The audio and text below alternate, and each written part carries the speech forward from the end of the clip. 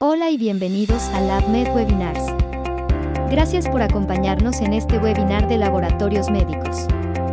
Por si te perdiste el en vivo, aquí tienes la grabación completa para que no te pierdas nada.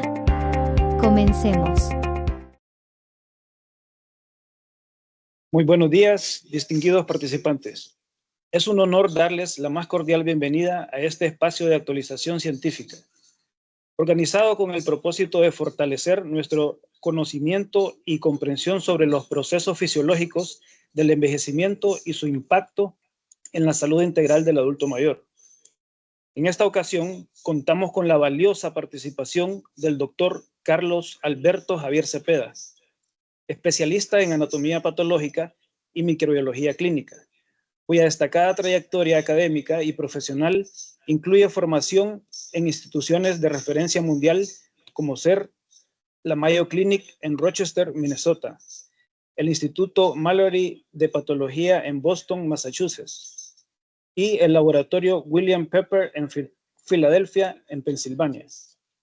Además, el doctor Javier se desempeñó por muchos años como docente en la Facultad de Medicina en la Universidad Nacional Autónoma de Honduras y es reconocido conferencista médico a nivel nacional. El tema que nos convoca hoy, adulto mayor, fisiología del envejecimiento, será abordado con la profundidad y rigor científico que caracteriza al doctor Javier, brindándonos herramientas para comprender mejor los cambios propios de esta etapa de la vida y su relevancia en la práctica clínica. Agradecemos su presencia en esta jornada y les invitamos a aprovechar al máximo este espacio de aprendizaje y reflexión. Sean todos bienvenidos. Los dejo con el doctor Carlos Javier. Buenos días. El día de hoy vamos a abordar un tema de mucho interés en medicina, en biología, en antropología, y quiero que lo consideren como una revisión general del tema. Es un tema que tiene mucha profundidad, sin embargo, yo no soy un antropólogo, no soy un geriatra, ni tampoco un especialista en el envejecimiento. Sin embargo, he hecho un resumen de lo que considero práctico para el médico en general y de mucho interés para las personas que se interesan en estos temas de la medicina. Esta presentación es es la primera parte de un tema general que se llama exámenes de laboratorio en el adulto mayor. Pero para entender los exámenes de laboratorio en el adulto mayor, es necesario primero tener un conocimiento básico de la fisiología del envejecimiento. Y por eso vamos a partir de algunas cosas elementales que pueden para algunos ser muy básicas, pero son necesarias para seguir adelante. La expectativa de vida de las personas al momento de nacer era de unos 25 años. Y las personas que habían alcanzado esta edad podían tener la esperanza de llegar a los 50. Pero los datos demográficos actuales demuestran que hay un crecimiento considerable de las personas de edad mayor, entre los 80 y 90 años. En contraste con una reducción del número de nacimientos en los últimos 50 años. Como puede apreciarse en esta gráfica, y de varios continentes, de varios países, y en donde la línea morada indica los países latinoamericanos, y se ve que es una tendencia general en todo el mundo. En general, las mujeres tienen una expectativa de vida de unos 5 años más que los hombres en todo el mundo. Aunque el envejecimiento está asociado con una serie de cambios fisiológicos, como vamos a ver, en ausencia de enfermedad, ambos estados están muy relacionados y la interacción entre el envejecimiento y la aparición de enfermedad en el adulto mayor da lugar a lo que se conoce como síndromes geriátricos. Desde finales del siglo XIX, algunas personalidades de la medicina y de la salud pública habían estado interesados en responder a dos interrogantes importantes, a dos problemas generales, que son las enfermedades agudas versus las enfermedades crónicas, y por otro lado, las enfermedades transmisibles versus las enfermedades no transmisibles.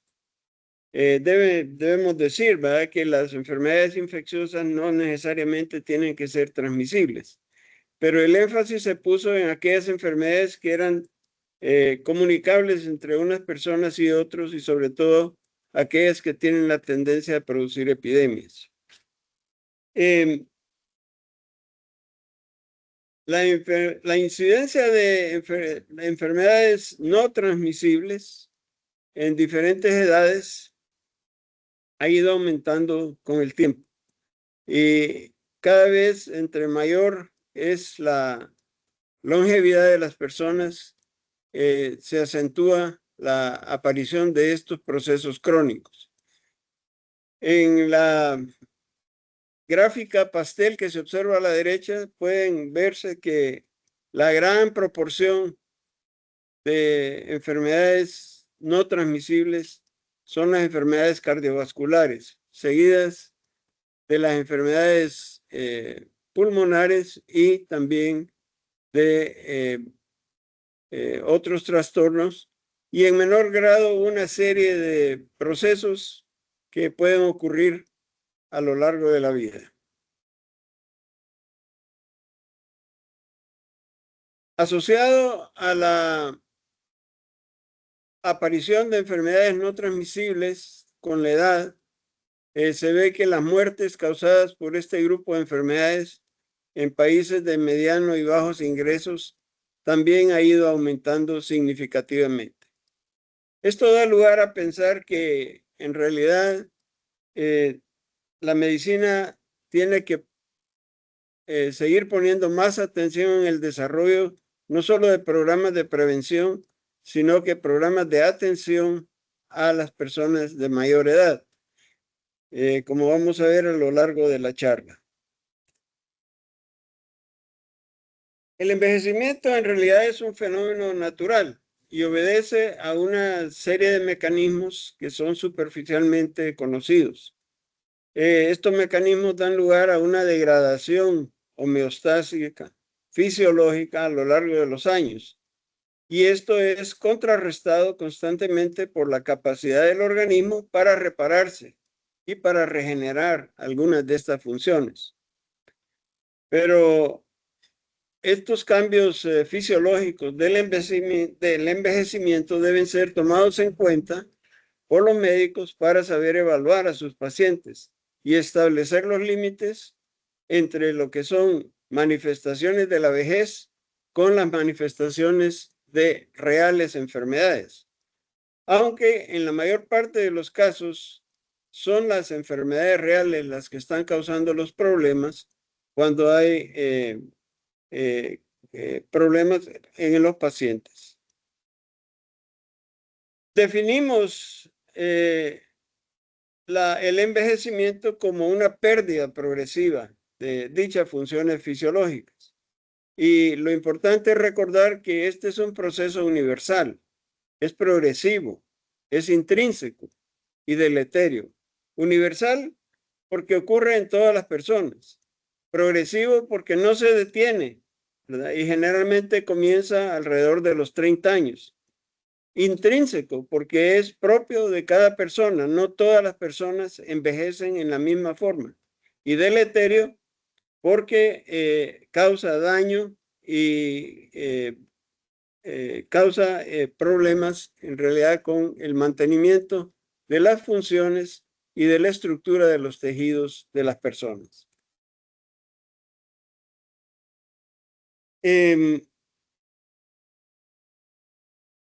Ha habido distintas formas de definir los límites de la longevidad en las personas y separar las distintas etapas de la vida. Para fines didácticos, se considera que la edad mayor es la que se presenta después de los 60 años, tomando en cuenta la división en función del tiempo de evolución de cada persona. Sin embargo, hay otras formas que podrían establecerse para dividir las etapas de la vida. Por ejemplo, la capacidad funcional de las personas, el grado de intelecto de las personas, las condiciones de salud de las personas, etc. Y en algunos países, hasta por decreto, se define cuál es la edad o el grupo de edad de una persona, como ha sucedido en nuestro país, donde se establecen ciertos grupos de edad para fines políticos y para fines taxativos, etc. Las diferentes personas, como dije al principio, envejecen en forma diferente, aun cuando no se identifique en cada uno de estos grupos un proceso patológico. Es decir, que no necesariamente tiene que haber una enfermedad presente para que las personas envejezcan. Hay una cantidad de aspectos fuera de la constitución genética del individuo, como vamos a ver más adelante, que definen los distintos grupos de edad y el envejecimiento en sí. Aquí tenemos, por ejemplo, cuáles son las características celulares y sistémicas principales del envejecimiento. Sobre todo la inestabilidad del ADN, la atrición de los telómeros, las alteraciones epigenéticas, es decir, aquellos factores ambientales que inciden sobre la estabilidad y del ADN, la pérdida de la proteostasis, es decir, cómo nuestras proteínas están funcionando y cómo se mantienen normales, la falta de regulación de la sensibilidad a los nutrientes, la disfunción de las mitocondrias, el envejecimiento celular, el desgaste de las células progenitoras, que ocurre sobre todo en los tejidos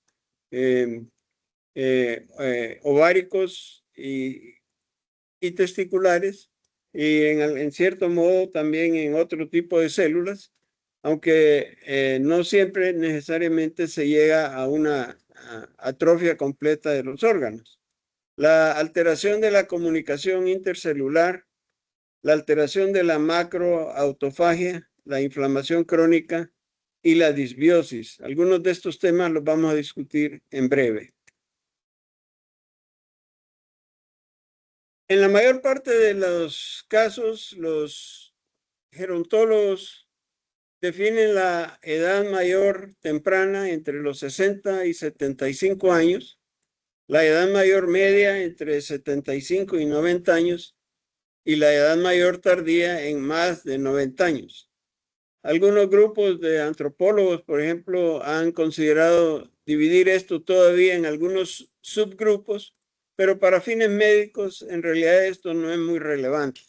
Así que basado en este cuadro, podemos orientarnos mejor respecto a las condiciones de los pacientes. Aunque no se utiliza muy a menudo, también es interesante considerar la división de la vida en periodos de 7 años. Este método ya se usaba desde tiempos de Hipócrates, 400 o más años antes de la era cristiana. En la edad en años de 0 a 7, por ejemplo, la edad preescolar y en adelante se van dividiendo varias edades, pero se considera, según este método, que el adulto mayor es aquel que sobrepasa 8 periodos, es decir, cuando se es mayor de los 56 años. Se han propuesto muchas teorías para definir el envejecimiento. Las dos más importantes son que el organismo está programado u obedece a un reloj biológico que está regulado genéticamente y que el número de divisiones que puede tener una célula es limitado antes de dejar de ser funcionales o morir. Generalmente se estima que una célula en promedio puede tener de 40 a 60 divisiones y después de eso ya no sigue multiplicándose, sino que su condición genética lo lleva a un proceso que se llama apoptosis, es decir, una forma de muerte programada. La segunda teoría importante del envejecimiento propone que existe una serie compleja de interacciones entre el sistema nervioso central y las glándulas endocrinas que regulan la actividad celular de los tejidos, y la pérdida progresiva de estas funciones conduce a una falla de la actividad funcional y orgánica en todo el cuerpo. Dando crédito a la primera teoría, es importante considerar el mecanismo que limita la división celular, y esto involucra unas estructuras cromosómicas llamadas telómeros. Los telómeros son segmentos del ADN al extremo de los cromosomas que tienen una función importante. Es una función reparativa. Generalmente en el proceso de división celular, cada vez que hay una replicación de las células, se pierde o se perdería información genética en ese proceso. Los telómeros lo que hacen es reparar ese daño, porque los telómeros en sí carecen de la capacidad de transmitir información genética, es decir, no codifican la síntesis de proteínas.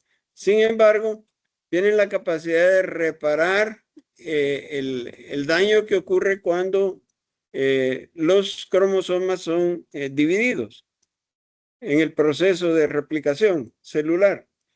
Imagínense esto como que es un remiendo, como que son unos cordones que impiden el enredamiento del ADN,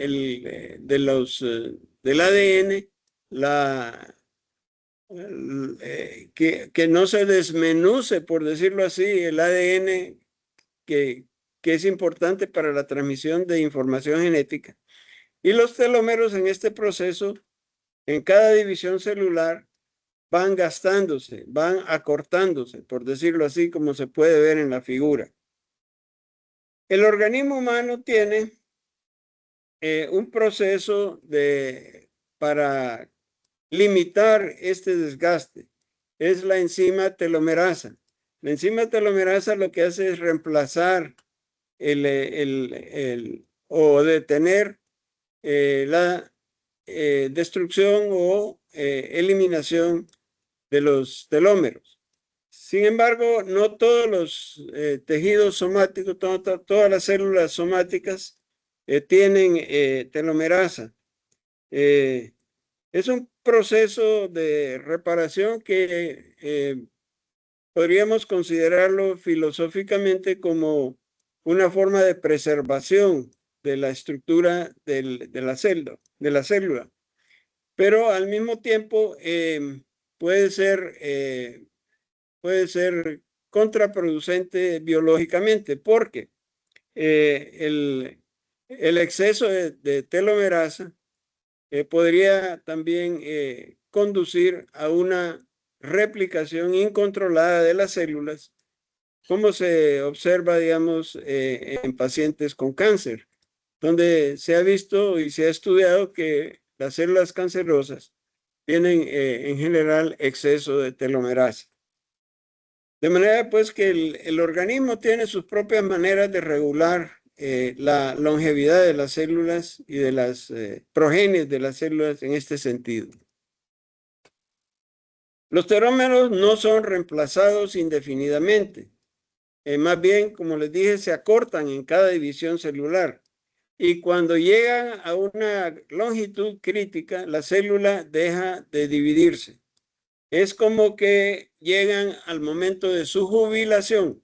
Sin embargo, no quiere decir que la célula muere, sino que deja de funcionar y deja de actuar como fisiológicamente está ordenada a hacerlo. Ese fenómeno se llama senescencia replicativa. Hay un fenotipo asociado a la senescencia replicativa, ¿verdad? Que define este fenómeno.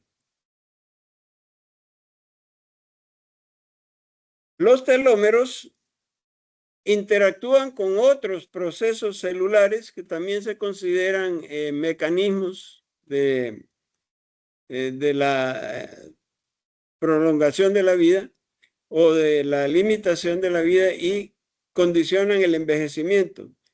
Esto ocurre simultáneamente, por ejemplo, la disfunción mitocondrial, la aparición de inflamación crónica y el daño epigenético, como vimos en aquel círculo, al ADN.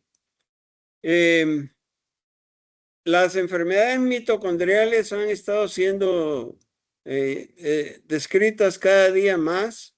Y esta disfunción mitocondrial involucra una serie de cambios bioquímicos, sobre todo la aparición de radicales de oxígeno. Cuando hay estos radicales de oxígeno, son muy dañinos porque los radicales de oxígeno tienden a alterar considerablemente la estructura de otras moléculas y causan daño celular. En conjunto, todos estos procesos a nivel bioquímico crean lo que se conoce como la sinfonía del declive, es decir, como el conjunto de cosas que nos van llevando al final de la vida. Pero la teoría de los telómeros no explica todo el proceso de envejecimiento,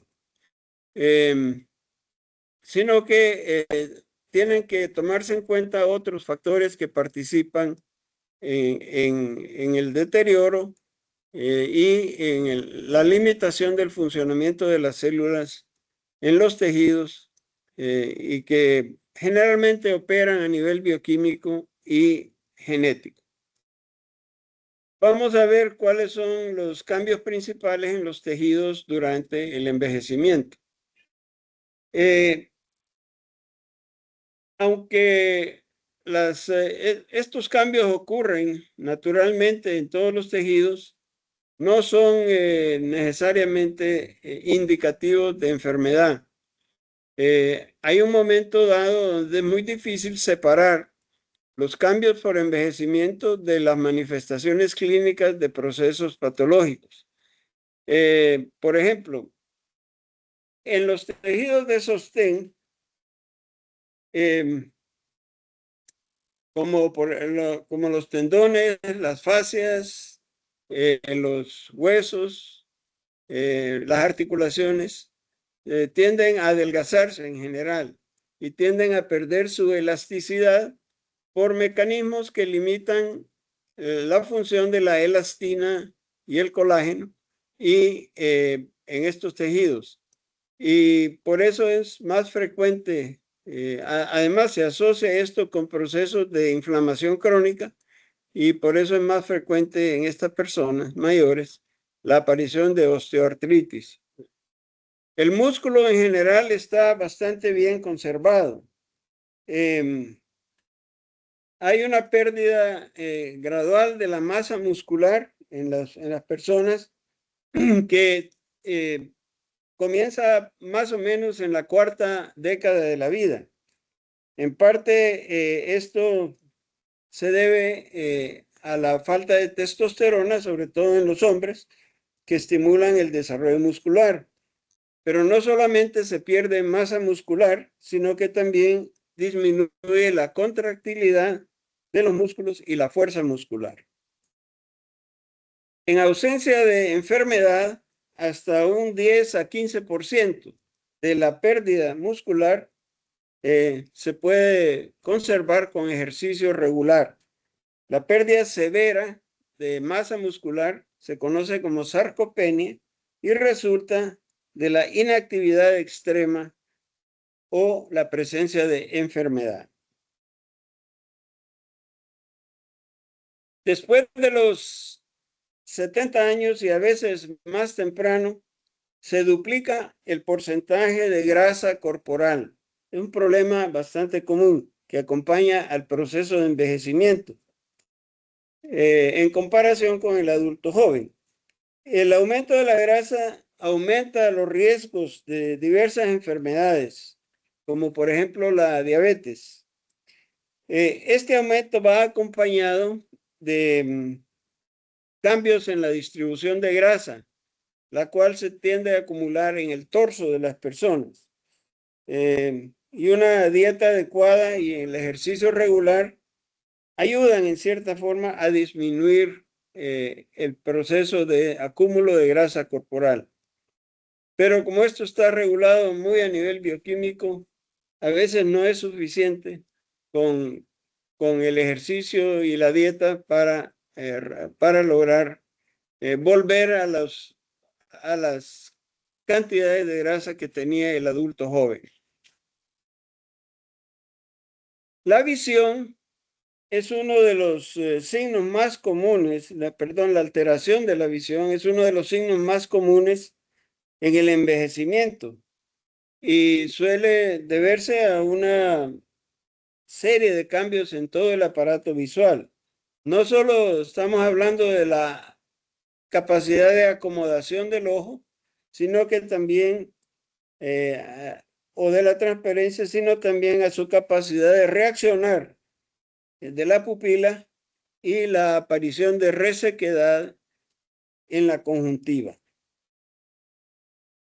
También disminuye el número de células nerviosas en la retina y eso da lugar a cambios en la percepción del color en las personas y a la falta de una visión aguda.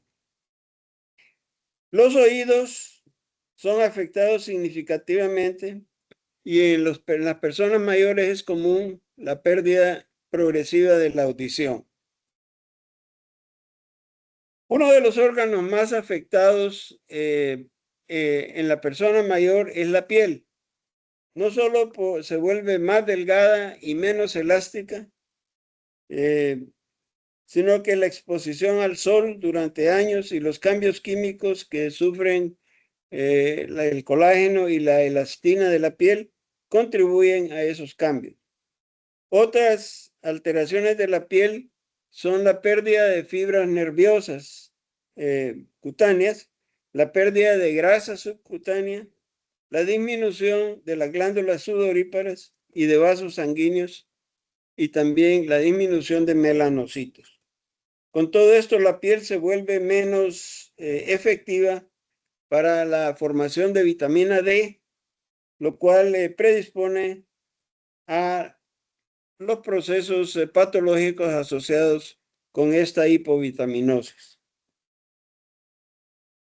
El envejecimiento del tejido cerebral es un tema bastante complejo y uno de los más estudiados. Es inmensa la cantidad de literatura al respecto y la neurociencia ha hecho enormes avances en el conocimiento de estos aspectos, a tal grado que actualmente hasta es posible definir etapas de la vida o etapas del envejecimiento en base a imágenes cerebrales. Después de los 40 años, el volumen y el peso del cerebro disminuyen a un ritmo de un 5% por década y este proceso se acelera después de los 70 años. La atrofia cerebral comienza más temprano en los hombres, pero su desarrollo es más rápido en las mujeres una vez que comienza.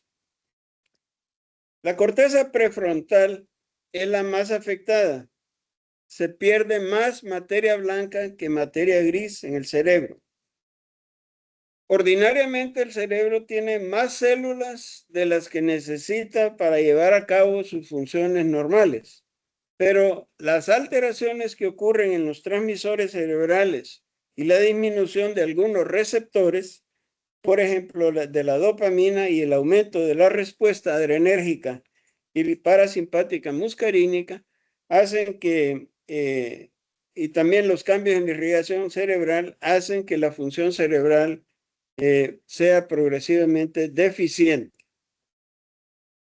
Esto conduce a cambios en la percepción de ideas, en el vocabulario, en la memoria a corto plazo y en la capacidad de aprendizaje después de los 70 años.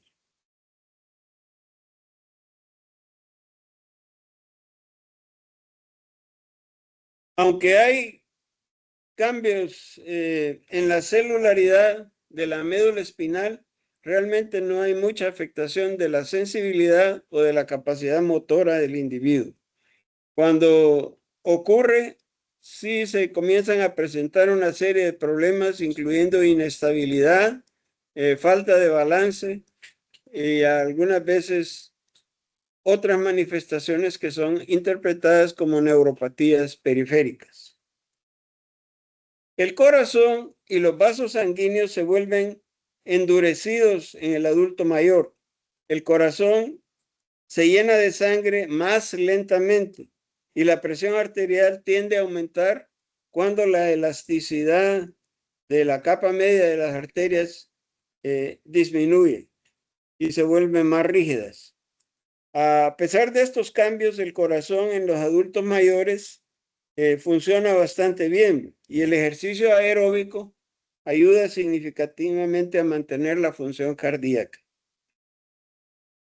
En el envejecimiento, la función pulmonar, a pesar de algunos cambios por el debilitamiento de la caja torácica, de los músculos de la caja torácica y del diafragma, se mantiene normal. Los pulmones siempre se vuelven menos elásticos con la edad y a menos que haya una enfermedad concomitante, usualmente los pulmones funcionan bien en las personas mayores. El tracto alimentario es uno de los sistemas corporales más preservados en la edad mayor, exceptuando la tendencia a desarrollar intolerancia a la lactosa, que suele ser común, y estreñimiento. Estas son alteraciones fisiológicas propias de la edad, sin necesidad de que haya al mismo tiempo una enfermedad, aunque pueden ocurrir, como dijimos, tanto el envejecimiento como la aparición de enfermedades pueden ser simultáneas en los síndromes geriátricos. En la boca, la pérdida de los dientes, la xerostomía y la disminución de la fuerza de los músculos masticatorios son comunes en el adulto mayor y la insuficiencia del esfínter esofágico inferior conduce a que haya reflujo gástrico frecuente en estas personas. Con el hígado, el envejecimiento del número de células, el envejecimiento conduce a una disminución del número de células y el órgano se vuelve más pequeño. La actividad metabólica también disminuye, particularmente la capacidad que tiene el hígado para el metabolismo de muchos medicamentos. Por esto, pero esto varía de persona a persona y también de medicamento a medicamento. Pero en general, el hígado en las personas mayores mantiene una función preservada. Con los riñones es un poco distinto, porque los riñones disminuyen de tamaño tanto por la disminución del número de células tubulares y de los glomérulos, y hay una menor circulación de sangre a través del riñón. Esto compromete la filtración glomerular en general. Los riñones en los adultos mayores pueden excretar más agua que sales y eso crea una tendencia a la deshidratación en las personas mayores. Sin embargo, mantienen una función adecuada para las necesidades de la persona mientras la función fisiológica no sea estresada por otros factores, como la hipertensión, la deshidratación por otras causas, etc. El sistema renina, angiotensina, aldosterona declina sustancialmente, causando una baja en la actividad de la renina plasmática, sobre todo después de la sexta década de la vida.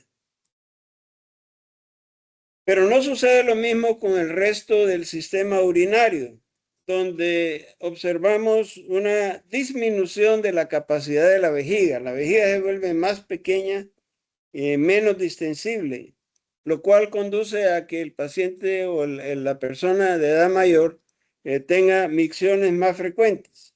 En algunas personas, la musculatura de la vejiga más bien es hiperactiva y se contrae en forma impredecible en algunos casos, a veces por reflejos que son totalmente involuntarios, como personas que dejan salir orina al reírse o al tener una tos u otros fenómenos que normalmente son controlados en forma espontánea por el sistema nervioso central. El esfínter interno de la vejiga funciona autónomamente y se relaja y no cierra completamente, causando incontinencia en las personas de edad avanzada. En los hombres, el crecimiento de la próstata da lugar a problemas obstructivos, como es bien conocido. Y en las mujeres, la uretra más corta y más relajada, sobre todo debido a la disminución de estrógenos, favorece la aparición de infecciones urinarias. Los cambios hormonales y del sistema reproductivo son dos de las condiciones más notorias en el adulto mayor. En la mujer, la disminución de estrógenos en la menopausia y en la posmenopausia y la atrofia de los ovarios conduce a una variedad de cambios, ¿verdad?, fisiológicos en todo el cuerpo, incluyendo las mamas, que lindan con el desarrollo de patologías propias de estos órganos en la edad mayor. El sistema endocrino en el adulto mayor se mantiene en gran medida bien preservado. Los niveles de hormona de crecimiento, aldosterona e insulina disminuyen en el adulto mayor, pero no tienen mayores consecuencias sobre la salud. Aunque la disminución de insulina puede condicionar la aparición de diabetes tipo 2, la dieta adecuada y el ejercicio aumentan la acción de mi insulina y ayudan a prevenir estas complicaciones. Por otro lado, el desarrollo del síndrome metabólico e hiperinsulinemia no son consecuencia de la edad, sino que consecuencia de otros problemas. Aunque la función tiroidea se mantiene normal en gran parte de los adultos mayores, se puede presentar tanto hipertiroidismo como hipotiroidismo en las personas de tercera edad. Y esto es importante porque muchos de estos pacientes no presentan una sintomatología como en el adulto joven. Hay que sospecharla fuertemente y hacer los estudios adecuados. Generalmente, el hipotiroidismo en las personas mayores obedece a un proceso autoinmune, es decir, una tiroiditis autoinmune. En el sistema hematopoyético, disminuye la actividad de la médula ósea, con la consecuente disminución del número de células sanguíneas. Pero esto no altera la función normal de la sangre, a menos que aumenten las demandas, ¿verdad?, por el desarrollo de una anemia de otras causas. Por ejemplo, sangrado o infecciones que aparecen en estos pacientes y que la médula no es capaz de compensar adecuadamente. Y finalmente, la senescencia del sistema inmunológico es una alteración fisiológica bien establecida y bien conocida en el adulto mayor, que lo predispone al desarrollo de cáncer, a menor respuesta a las vacunas, a la reactivación de virus latentes, como por ejemplo el herpes zóster, a la mayor susceptibilidad a las infecciones y a la aparición y activación de trastornos autoinmunes. Resumiendo, el envejecimiento es un fenómeno natural que obedece a una serie de mecanismos que son superficialmente conocidos, a pesar de grandes estudios que se han hecho.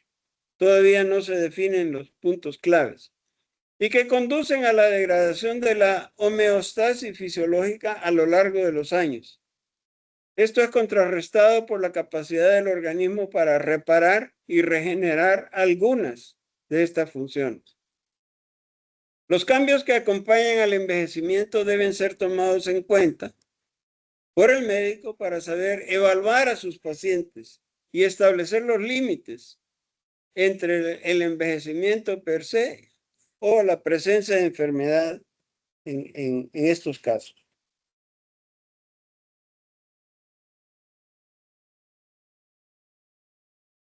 Una nota final sobre el que es de interés marginal, es la supervivencia en la población médica, lo cual ha sido motivo de diversos estudios. En promedio, los médicos tienen una duración de vida 10 años menor que la población general. Además de la teoría del estrés, hay otras causas que condicionan la longevidad en los médicos. Y de acuerdo con varios trabajos, los médicos que más sobreviven son los que se dedican a la medicina general, a la cardiología y a la patología. Muchas gracias por su atención. Bueno, por parte de Laboratorios Médicos expresamos nuestro más sincero agradecimiento al doctor Carlos Javier por su destacada gestión, la cual hizo posible la realización de esta actividad enriquecedora. Reconocemos también su generosidad al compartir con nosotros su amplio conocimiento, que convirtió este espacio en una experiencia altamente provechosa para todos los presentes. El doctor Javier juega un papel fundamental en nuestra trayectoria y ha sido un pilar que nos impulsa a seguir consolidando nuestro compromiso con la educación, la ciencia y la salud. Gracias a aportes como el suyo, hoy nos acercamos a nuestro 50 aniversario, reafirmando que Laboratorios Médicos trabaja bajo los más altos estándares de calidad y garantiza resultados confiables para pacientes y médicos. No podemos concluir sin extender nuestro agradecimiento a cada uno de ustedes por su presencia, ya que nos acompañaron en esta jornada. Su presencia fortalece esta iniciativa de educación continua, que nos aporta conocimiento y refuerza nuestro compromiso con la excelencia. Confiamos en contar nuevamente con su valiosa participación en futuras actividades y reiteramos que para Laboratorios Médicos es un honor servir como aliado estratégico en el desarrollo de la medicina. Muchas gracias y que tengan un excelente día. Muchas gracias por acompañarnos hoy. Esperamos que esta información les haya sido útil. No olviden seguirnos en nuestras redes sociales y visitar nuestro sitio web para más información. Nos vemos en el próximo webinar.